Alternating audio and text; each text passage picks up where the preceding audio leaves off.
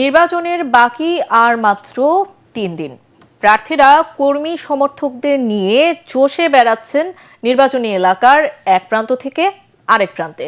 ভোটারদের মন জয় ও প্রতিপক্ষ প্রার্থীর যুক্তি খণ্ডনের লড়াই চলছে দেশ জুড়ে। এ লড়াইকে স্বাগত জানিয়ে ভোটাররা বলছেন এটি যেন পেশি শক্তি প্রদর্শনের লড়াইয়ে রূপ না নেয়। মিজান শাহজাহানের রিপোর্ট। উঠেছে ইলেকশনের জোয়ার। ৩ দিন পরেই অনুষ্ঠিত হতে যাচ্ছে কাঙ্ক্ষিত জাতীয় সংসদ নির্বাচন। প্রচারণার শেষ সময়ে এসে দম ফেলার সুযোগ নেই প্রার্থীদের। ভোটারদের দ্বারে দ্বারে ছুটছেন তারা। ঠাকুরগাঁও ১ আসনের জগন্নাথপুরে পথসভায় অংশ নেন ওই আসনে বিএনপির প্রার্থী দলটির মহাসচিব মির্জা ফখরুল ইসলাম আলমগীর। এ সময় গণভোটে হা ভোট দিয়ে সংস্কারের পক্ষে অবস্থান নেওয়ার আহ্বান জানান তিনি।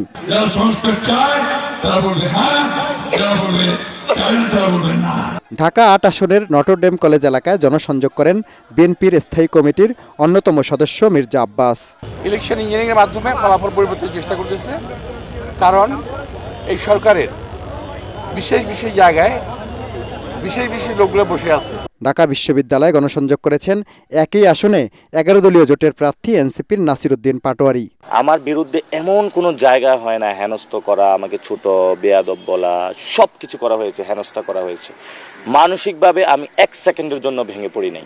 দক্ষিণ বনশ্রীতে বিশেষ চাহিদা সম্পন্ন শিশুদের সাথে মত বিনিময় করেছেন ঢাকা ৯ আসনে বিএনপির প্রার্থী হাবিবুর রশিদ হাবিব। আমরা যদি একটা উদাহরণ তৈরি করতে পারি, বাকি যে তরুণ প্রজন্ম রয়েছে তারাও তখন আগ্রহী হবে যে হ্যাঁ, রাজনীতির মাধ্যমে আসলে অনেক ভালো ভালো কিছু করা যায়। ঢাকা ৭ আসনে প্রচারণা চালিয়েছেন বিএনপির প্রার্থী হামিদুর রহমান হামিদ। এ সময় তিনি বলেন তার এলাকায় ধানের শীষের পক্ষে গণজোয়ার সৃষ্টি হয়েছে। সাধারণ লোকরা মাঠে নেমেছে ভোট দেওয়ার জন্য এবং ভোট ক্যাম্পিং করছে। এদিকে কুমিল্লা ৩ আসনে বিএনপির প্রার্থী শাহ মোফাজ্জল হোসাইন কায়কোবাদ ও জামাতের প্রার্থী ইউসুফ হোসেন প্রচারণা চালিয়েছেন।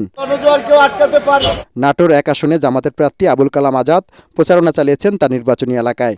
একই আসনে বিএনপির প্রার্থী ব্যারিস্টার ফারজানা শারমিন পুতুল উন্নয়ন ও অগ্রগতির স্বার্থে ধানের শীষে ভোট প্রার্থনা করেছেন।